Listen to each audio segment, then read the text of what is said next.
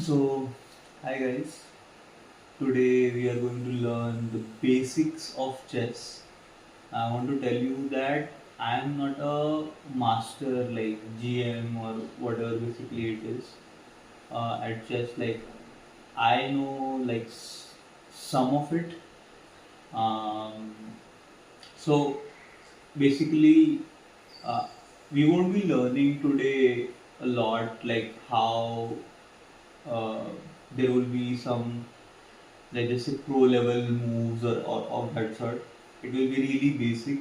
This video is purely for the people who don't know anything about chess and who want to learn some lessons which would be literally at the beginning of which you must have already understood. So let's just begin with it and yeah.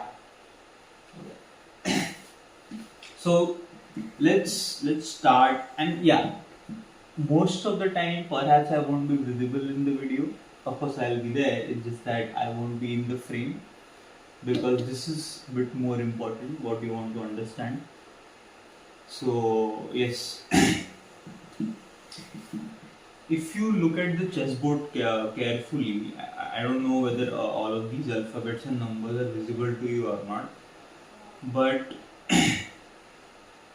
if it is not, then you can look it up on the internet how they have placed the alphabets and numbers, because to understand the chessboard on the basic level, it could be a little bit important to understand the numbers and alphabets. So A, B, C, D, E till H we have got over here. So 8 boxes from this side and 8 boxes on this side. A to H and 1 to 8. Okay, and likewise. Okay, so that's how we basically start with the chessboard, right? So alphabets and numbers. To basically name any box, so you have to understand on in which column we have this box. Let's say this box we are trying to understand.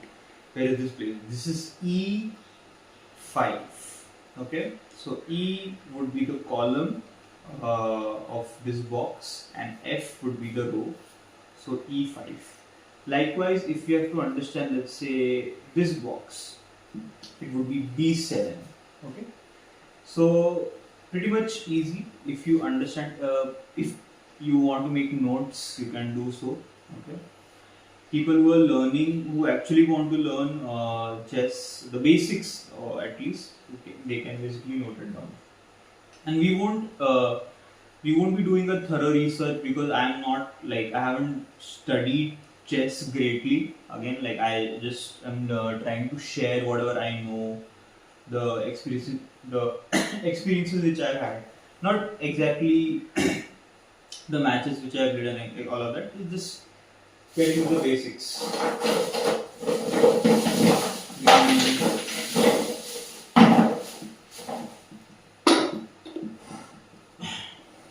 Now we'll be trying to understand how the placing of any pieces are done, right?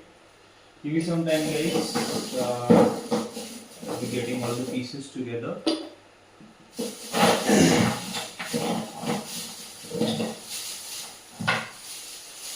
Okay. So this is called a rook. Okay, this is a rook. Goes here. That's where it's black. Goes here. This is the knight, the horse. Okay. I hope it's visible to you guys. Okay. So this goes here. This is the bishop. Goes here. This is the king.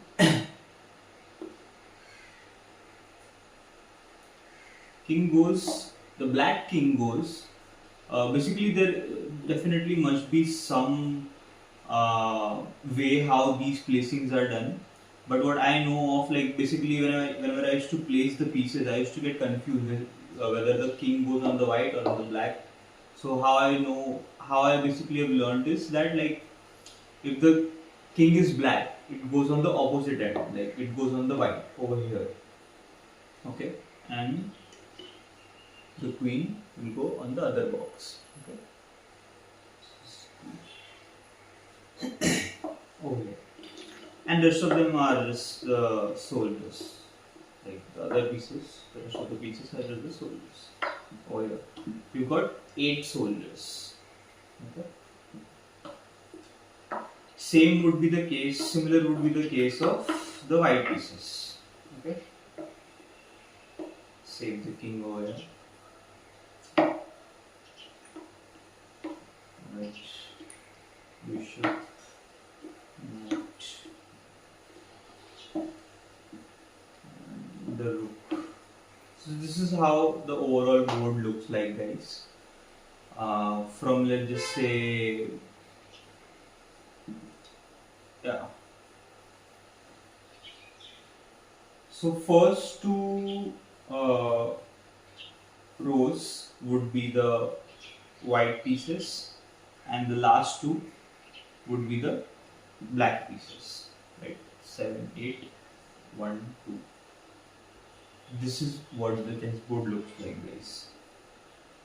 Right?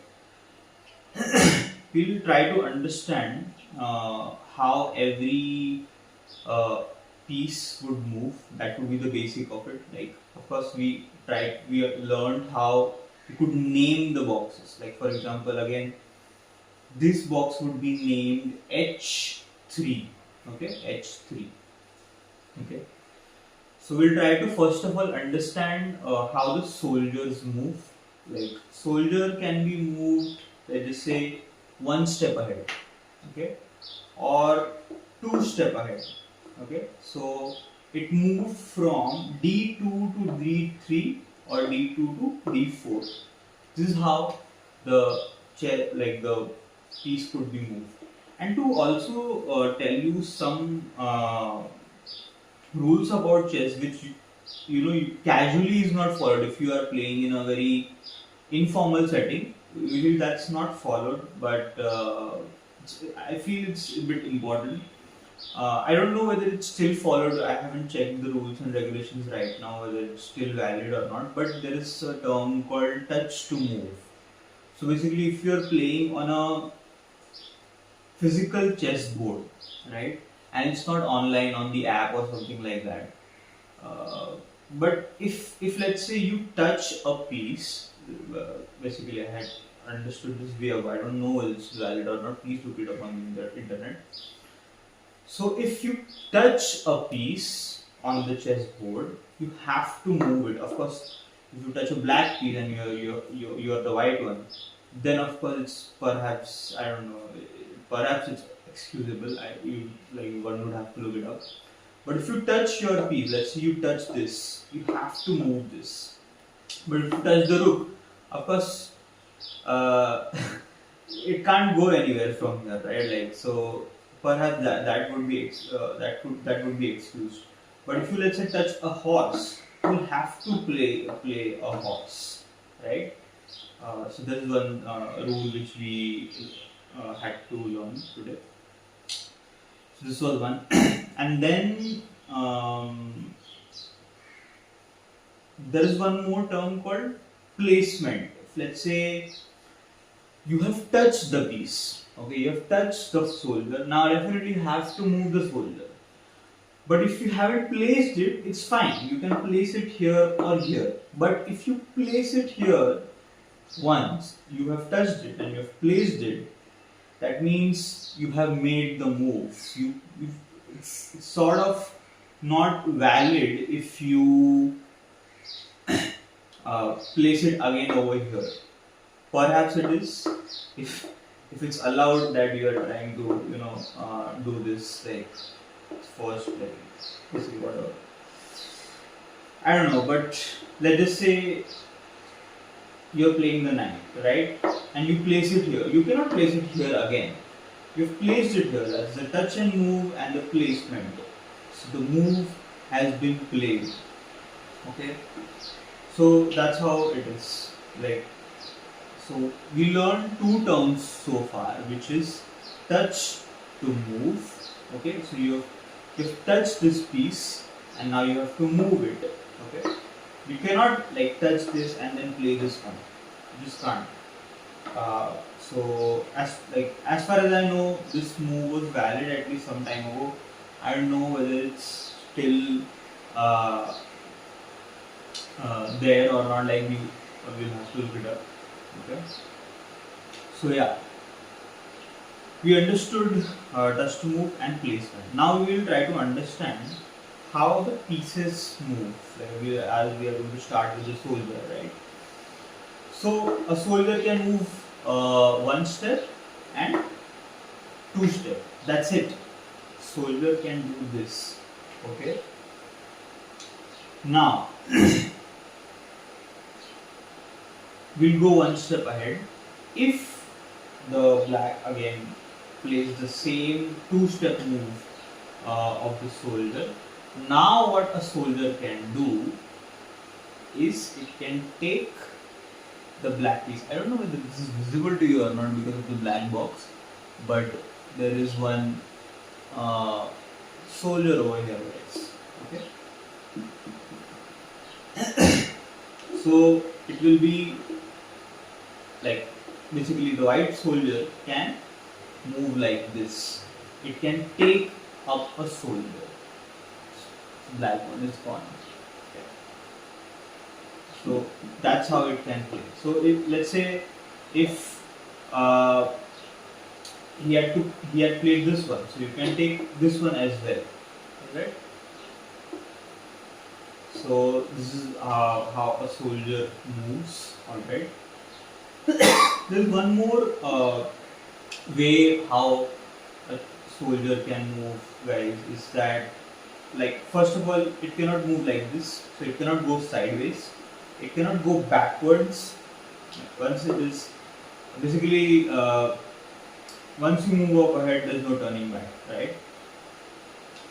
So if let's say somehow your soldier makes it till this one, alright, the d5, right, d5, and now we are just talking this about like how the pieces are moving. This is now not how chess actually goes, because once let's say you play this move, they have to play some move like this or something like that, or like perhaps this.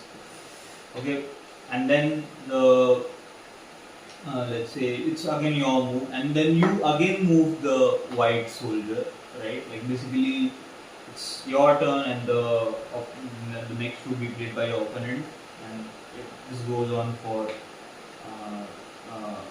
basically this goes on till the end of the chess game, until somebody does the checkmate. Now, as you have moved it here, right? It's on the d5 box. The white soldier is on the d5 box, and the black soldier, which is on e7, plays the two-step move. So we have to learn this thing, guys, that there's one move called, I don't know whether I'm pronouncing it right, but en passant, like en passant, whatsoever it may be, please look it up. So en passant, let's call it en passant, or I don't know. So the pronunciation needs to be looked up. What the white would do is this, like this move is called en passant.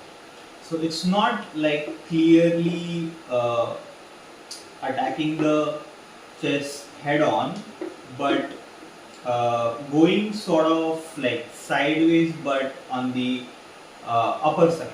So it goes this way, and this black one is gone,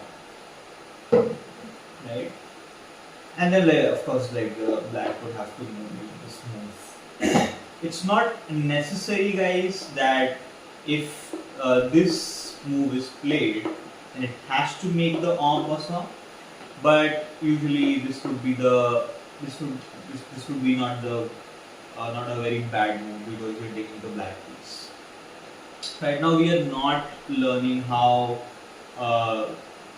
like what is it called? How you begin your game, because that in itself is a different study, because there is something called Sicilian something like basically there are uh, a lot of moves how you can begin your game, right? And I don't know many of them generally speaking. Even if I do, I don't know whether I'm playing it, so I don't know them by the terms, right? So I think pretty much clear the people who have not understood it, if they sort of missed out on like how the pieces move, you can rewind it and understand it better. Alright guys. Then we'll move to the next piece, okay, which would be sort of, let's say, let's go with the bishop. Let's play the bishop, okay. Of course it doesn't move like this. I'm just trying to like trying to teach you how basically the bishop would be moving. Let's just say this. So bishop can move and take this knight. So it moves diagonally, guys. It moved from c1 to h6. h6. Okay, it moves diagonally, and it's not that it can move only like it can move only straight, like it goes up ahead. It can move behind as well. Sorry, yes. It can move behind as well. Let's say it is. Let's for example, it is on e5. Bishop is on e5. Okay. Bishop is on e5. Okay, this bishop is on e5. It can go here. Of course, here, like right now, we have the pieces here. It can go here. It can go behind e5. It can go here. It can go here. If these pieces were not on the particular boxes, then it would have moved here. As simple as that. It can take up the soldier as well, but it's a very false move because then the bishop takes it. So sort of like you can say bishop can move like a soldier and beyond. Bishop cannot make the en passant move, guys. It cannot make the en passant move. But of course, basically, if you want to understand how the bishop moves, bishop usually moves diagonally. Diagonally. That's how a bishop can move, guys. This is a bishop. Now we'll try to understand. So far we have understood the soldier and the bishop. Okay, we'll try to understand how a knight moves. Horse. Okay, guys, like how a horse moves. So horse basically moves like, I don't know, it's called 1.5. Alright, 1.5 is sort of what you can call it. Let's place the horse here to understand how it can move. Okay, it's on d5 right now, guys. The horse is on d5. Okay, so let's say the horse is here. It can move here, like it moved from d5 to c7. So what it did is it moved up ahead once and then it made a half move up above on the left side. Okay, so it was on d5, it moved to c7. Okay, So that's how it can move, or it can move like this. So from d5 to e7, 1.5, 1.5. Okay. Same it can do behind. It can go backwards as well over here. Alright, guys. So it is moving up ahead and half. Moving up ahead and half. So d5 to e3. Okay. So we learned how a horse can move 1.5 up and down. Likewise, it can go left and right. So it can move here. Now it is at d6. It moved from d5 to e6. I hope b6. I hope like people who are interested, they're making notes of it. But there are definitely better ways to learn. This is, I don't know, for some people perhaps who want to understand it on YouTube, perhaps something like on a video, on a physical chessboard like this. Of course, it's not physical to you because you're watching it on some screen. But yes, people who want to perhaps watch it and have that relaxing time, perhaps, if it is at all. So the horse was on d5 and it moved to d6. Okay, so it is moving upwards and also on the sideways, guys. And also over here it can go on the left again. It moved here. It can move here as well. So it moved from d5 to b4. So and same would be on the right side, guys. Okay. So I'll tell you just the blocks where it can move from where it is. It is on d5. From d5 to it can go c7, then c3, okay, and b6, b3. Okay, this is on the left side. Then again on the right side it would go e7 and e3. Okay, and then from here like d5 to f6 and f4, f6, f4.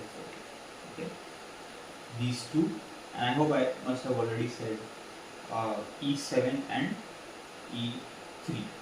So this is how a horse would move, guys. This is how a horse would move. d5. Place it back in.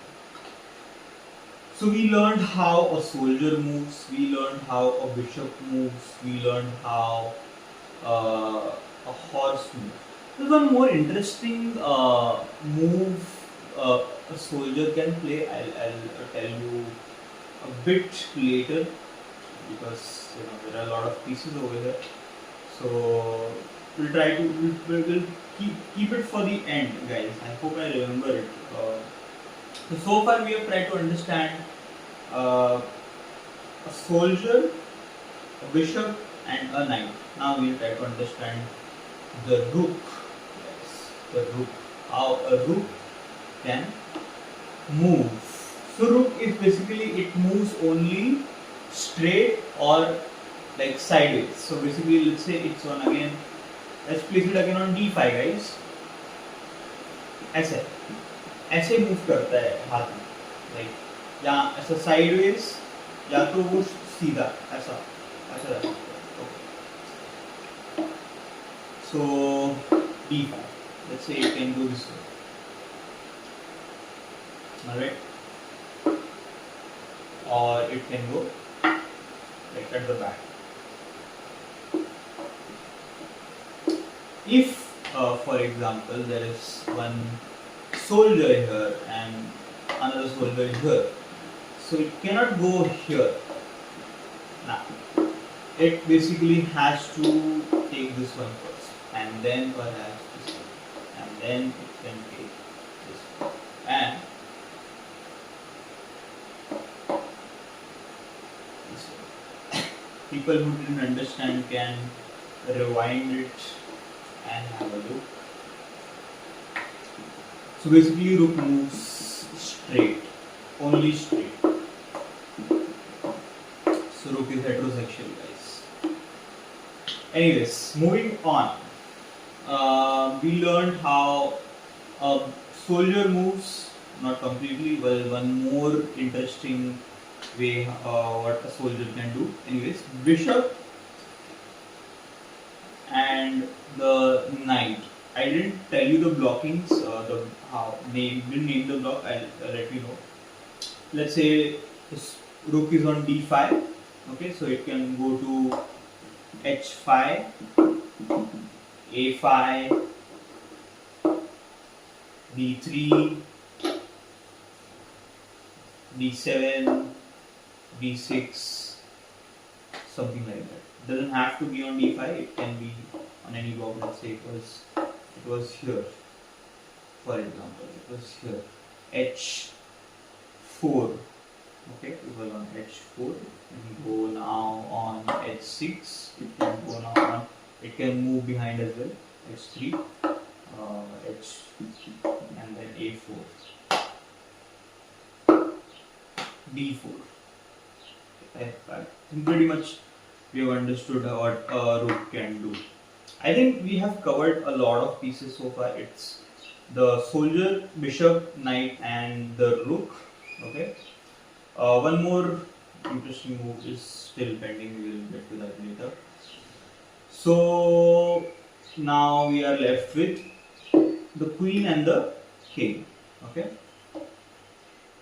Queen and the queen. Queen and the king. So basically, a queen can move like any piece on this board except the knight. So it can move like a soldier and do beyond. So basically, let's say it's on d5, it can go d6, c6, e6, and c5, e5, d4, c4, e4. That's how a queen moves, guys. And beyond, of course. So basically, it can move diagonally. Okay, like this, totally. And also like straight and left, like same would be the case sideways like this. It goes straight like that. So only thing what a queen cannot do is that it cannot move like a knight. So queen cannot move like a knight, guys. It cannot. This can, I don't know why. So, and by the way, I forgot to tell you, every, like, I don't know which game it is followed exactly, but games, I don't know. So basically, every piece on the chessboard has points. For example, I don't know what are the exact points. Like, for example, a soldier would have 1 point. So bishop would have 2 or 3 points. Same would be the case of the knight, horse. Rook would have 5 points. Likewise, this would be a 9-pointer piece, guys. Like, so perhaps the highest or one of the highest, because I don't know. Like, basically, if one loses the queen, it loses. It is majorly and mainly considered it loses a really great power force of the squad, right? And of course, if basically you lose this, which basically doesn't have it's sort of like checkmate, then the game is over. But it's not necessary, guys. I want to tell you this very basically I want to emphasize on this, that people win despite they lose the very influential piece of the squad. It is that you will have to be really good and something like, perhaps you have to know what you are doing. You will. So basically, what I want to say is that a really good chess player can see 7 to 8 moves up ahead, or 9 moves ahead, okay, or perhaps 17. I don't know. So, anyways, let's come back to the basics. We understood how queen can move. Let's say it was on d5, it can go b3, it can go e6, h5, a5. It was on d5. Okay. And again, I think the rule applies likewise. Like it cannot take this one. Will have to take first the g5 soldier, and then perhaps this, and then of course the rook takes action. Something like that. So that, right. So we understood like how queen can move. It cannot move. I just said that it can move like any other soldier but the knight, but it cannot, guys, do the en passant. Like it's very much unique to the soldier. It cannot do the en passant. Okay, so that right. We learned the queen, we understood how a bishop moves, then the knight and rook and the soldier, and one more interesting move is pending. Okay. Now, like a king pretty much moves like a soldier actually. Okay, a king pretty much moves like a soldier. Okay. In fact, anyways, it's very much subjective how like a player wants to move their pieces anyways. So like let's say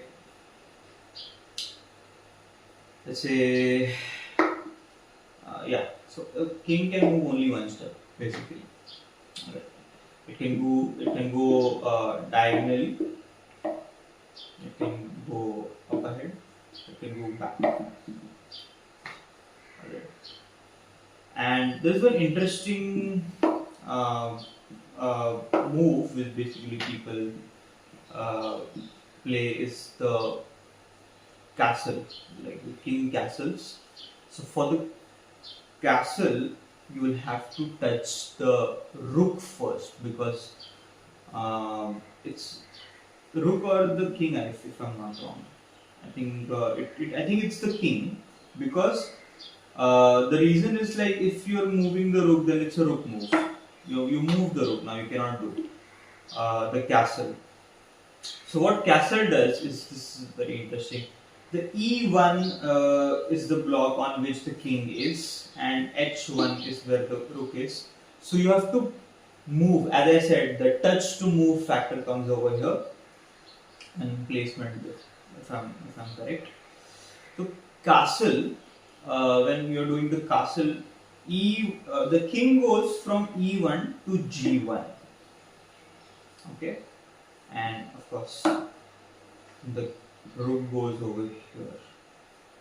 On from h1 to f1, guys. This is what the castle is. So basically, you will understand many different things if you keep playing and practicing on practicing, if I may emphasize. So yeah, like there's one more way how a king can castle. So over here it moved from e1 to g1. Over here it will go from e1 to c1, and then rook goes to d1, something like that. So on the left side it makes a sort of like a different castle, and on the right side it makes sort of like a different castle. Right. Same would be applicable to the black one. Alright. Every move which we like learned over here, same would be the case for the black pieces here. Like there's no difference in that case. Of course, only the thing is that in the chess game, white moves first.